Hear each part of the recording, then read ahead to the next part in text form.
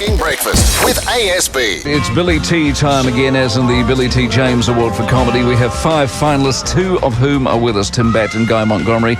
Good morning. Good morning, Mike. I've done that. Sorry about that, Guy. Good morning, Mike. I shut you down. I turned you off. Mike, how are you? I'm very well. We're off to a great start. We must. I must say that you're not here because you're the obvious winners.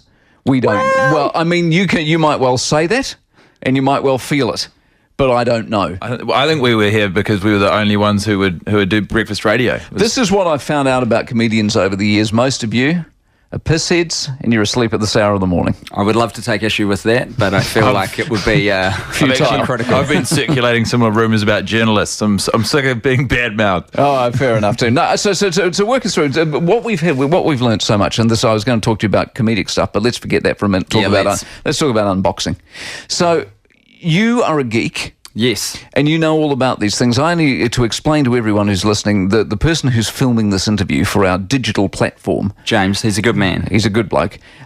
He's filming on a device he's imported. It's a phone. Yes. It's just a regular phone that he's imported especially from America. Yeah. I would have gone down to the phone shop and bought a phone. Of course you would, mate. But he's out there researching phones you can't get in this country. And then once he's done the research on that, he goes online, and what does he do? He watches an unboxing video. And you Mike. know about this. It's a thing. It's a thing that exists online. It's a whole flavour, a genre of videos on YouTube of people opening up their largely electronics from the packaging that they get from the store. So they film the entire process. It's a film of a person with a box opening the box. And it's a hell of a watch, Mike. I tell you, you sink your eyes on that and you'll be lost for hours. Roller coaster of a thing. He gets the box, you go, what's in the box? It's probably what it says on the box. And then he opens it, you get an instruction manual fly out of there, you're going, holy heck, and then all of a sudden you've got the very thing advertised on the tin. They always pepper in it sort of a narrative, some sort of emotional through line. It's a real journey. You find out about people's relationships with their mothers through. That's amazing. Have you learned much from unboxing videos yourself? Nothing. What could you learn from an unboxing video, Mike?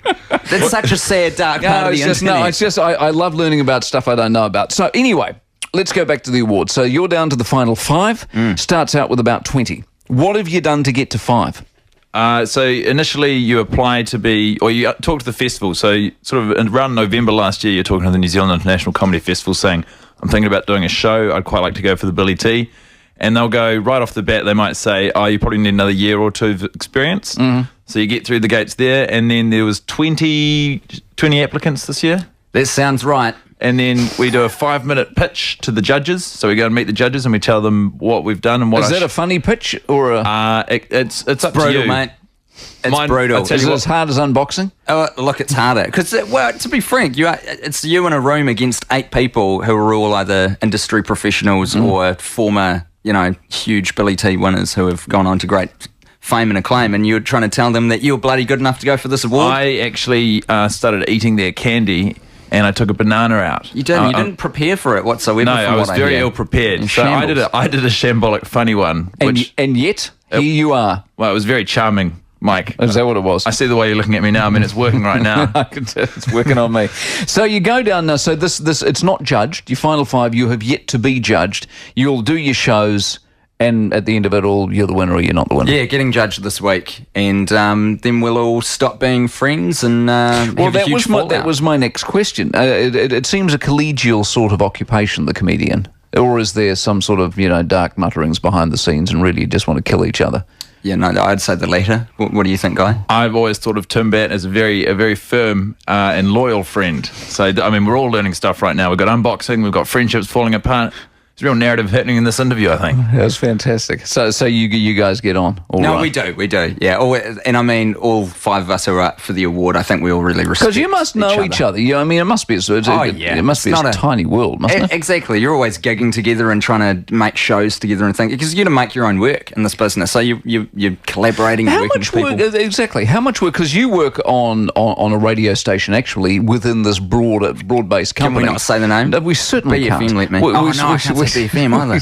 Oh, no. Oh, it's all falling apart. Sorry, Mike. You continue. My fear for you, Tim, was simply that if you said the name, no one would recognise it. So I didn't want to embarrass you. Lovely. So anyway, you were gainfully employed elsewhere.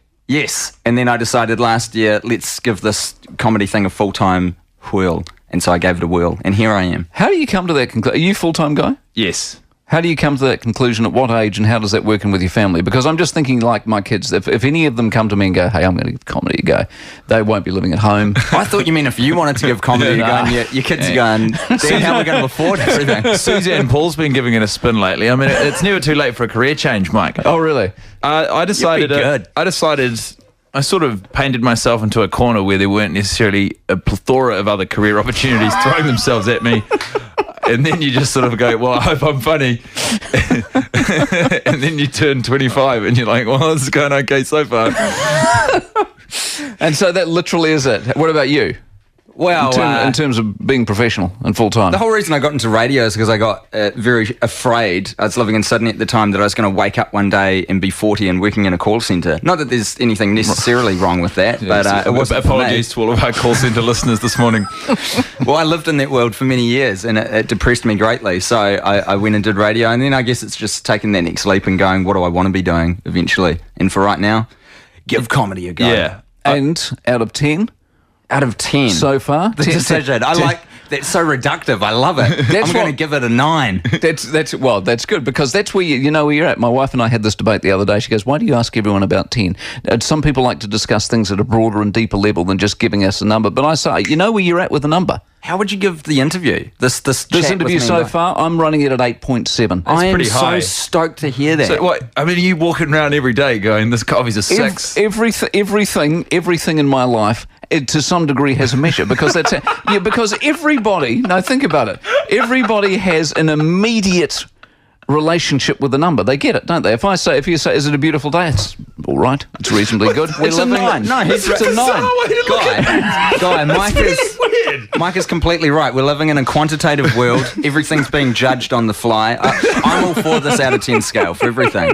I'm going to use it. Am I right or am I right, Guy? Despite the fact you now think I'm a raving idiot. You're off the mark completely. You can't walk around measuring everything out of 10. It's absurd. Because do you or do you not know where you're at? I've got no idea where I'm at, and I love that. Right now, Should out it of be 10, out of where are you? 100? Well, I guess right now you want it out of 100, someone said in the booth. Give it a percentile, mate. I don't know. Like, I'm an 83%, but I know exactly where you're at. You're doing real well. I made that up. That's not true. It's meaningless. Well, you're a liar then. You can't lie with the numbers. The numbers don't lie. Tell me about the role of social. I'll talk to you. The role of the social media, is this big as far as getting your name out there and your material and all of that? And how's that changed the whole industry? How has it changed the industry? I've only existed in the industry with the Twitters and the Facebooks and although I don't use Instagram. Never really got it. Never really understood I do it. Instagram. Oh, you're an Instagrammer. I do Instagram. I do all of them. I think it's helped. It just means that you don't need to spend heaps of money on traditional advertising platforms. That's what it boils down to, So I think. you can build it, particularly on Facebook, because Facebook started as something which was just friends, but it sort of spirals out of control eventually, and you can plug through that avenue. You've got access to it. You've got a captive audience of people who already know who you are, so you've already got a tone that you can just follow. We use it to great effect to promote our podcast. Me and Guy do a podcast where we watch the same movie every week for a year, and we're up to 3 months of it now. We've watched it 12 times. Grown-ups too. Have you heard of it? How would you rate Bad Instagram movie. out of 10 as a mechanism too? I'd compare it to rating everything out of 10. I'd say, let's not talk about it. Good on you. Well, listen, you got 5 shows lined up for the Big Billy T. Oh, yes. Have you got 5 lined up as well? I got 5 lined up. So does everyone have to have 5? Yes. Jermaine's got 6. Jermaine's got 6. We went to another one of the nominees, Jermaine Ross, last night. He had a show called Jermaine Says Funny Things. So Is he any good? he was Bloody very good. Do you see him differently when you're competing against him and go, oh, damn, that's good?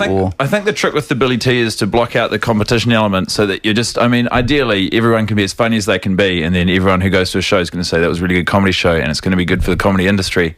Because, you can't, we've all got different styles. You can't stylistically compare yourself to any of the other nominees because it's like, as apples and oranges, Mike. As apples and oranges, That's such a good ideology. I'd rate that 9 out of 10, that outlook. There's such a positive way to look at it. I'd give your rating a solid 8.3, Tim. I'm okay with that. Takes what I can Listen, get. all the very best here. I wish you well. I hope you win. I hope you win.